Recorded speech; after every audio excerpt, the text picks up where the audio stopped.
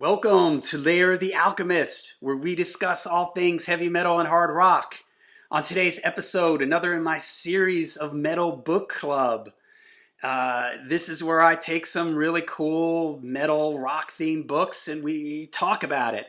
So the book that I picked for today is the new autobiography from Rob Halford called Confess. So to sum it up, I really liked this book.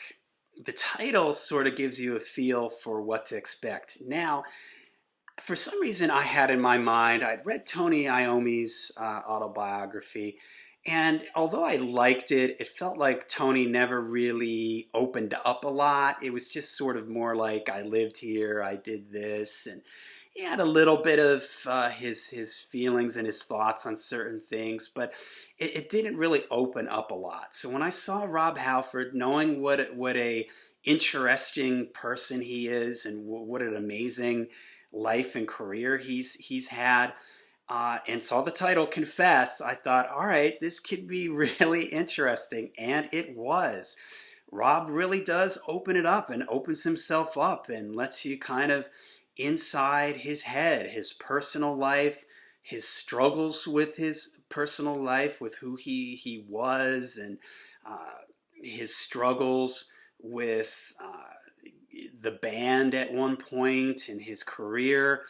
He spends time describing his upbringing and everything. He doesn't dwell too long into that, but it sort of sets the stage for you about who Rob is and how his upbringing, his family upbringing, his environment affected his life and how he views things.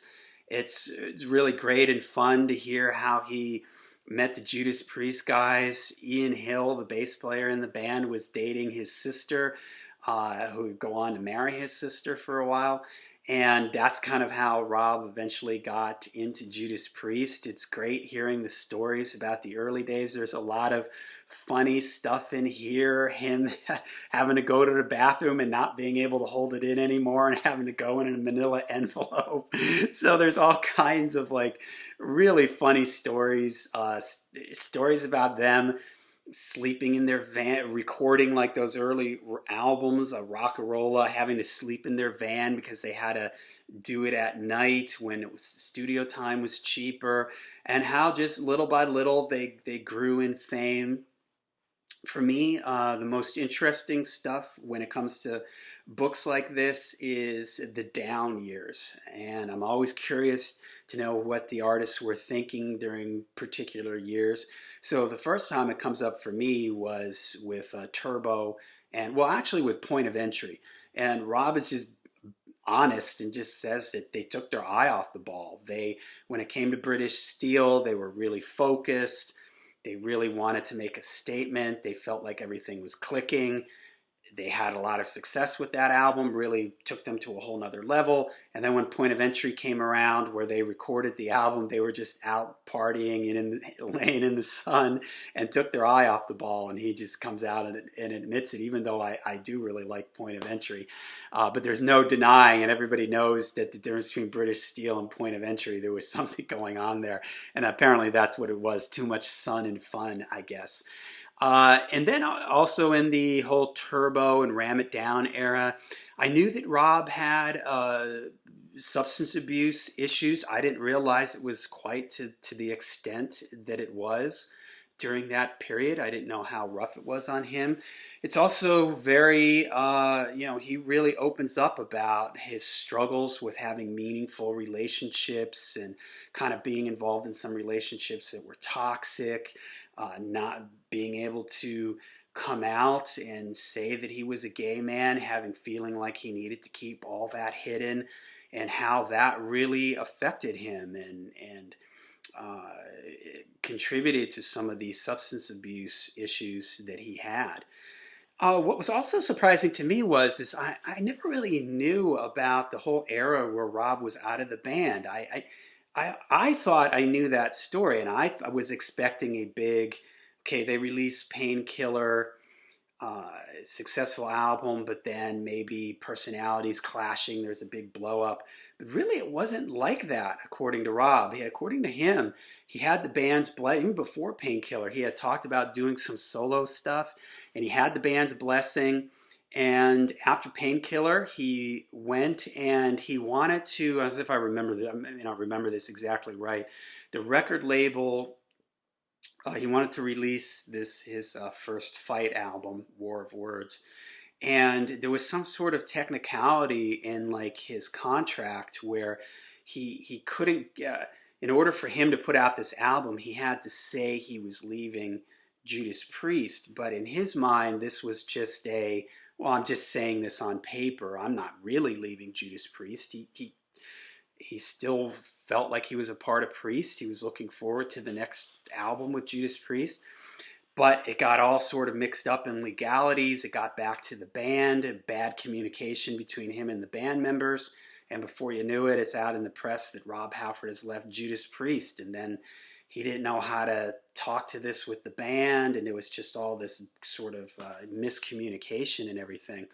So really, in the back of his mind during his whole solo career, he was kind of hoping he could get back in with Priest. And he talks about when when Ripper joined the band, how that he was like, his heart sunk, because then he was like, man, now I've got no choice to come back. He talks about Fight and how the first album did pretty good, the next album didn't, and then he went and did the 2 album, which is a real sort of electronic album, and that just totally flopped. He talked about playing to 12 people at one point at a show on that tour. And then he decides that, you know, he's a metal guy and his heart is in metal and he's got to get back to that. And he releases the Resurrection album with his band now at this point called Halford. And how he even said this was almost like what would you say, like a trial balloon or something that he sort of sent up, hoping the guys in Priest would see this like, hey, this is what we need to be doing. This is, because like he said, he went into it with the attitude of like, yeah, I'm going to make a classic Priest style record. And everybody that heard that record, that's what they thought. Like, yeah, man, this is the album that Priest should have been putting out at that time. And so then at that point, it just seemed inevitable that they would get back together. Of course, they do. And then they have, you know, successful reunion from that point out. So it's a great book. I had trouble putting it down because Rob, he doesn't seem to mind taking the piss out of himself at times, you know, finding the humor in some of the crazy situations that he found himself in, that the band found themselves in. I felt like there was enough little interesting sort of behind the scenes tidbits, that things that I had never heard before. And so it was a really great, really fun read. It really made me appreciate Rob Halford more when he eventually did come out and open up about him being gay. You felt good about it because you saw from reading from this what a struggle that was for Rob, having to keep that hidden all these years. And of course, you know, I mean, he's the metal god. He's, in my opinion, the greatest metal singer of all time. If you're gonna argue with that, you got to at least put him in the top 3. I don't see how you couldn't put him in the top 2 or 3 of the greatest metal singers of all time. So for me, it was always about the music anyways.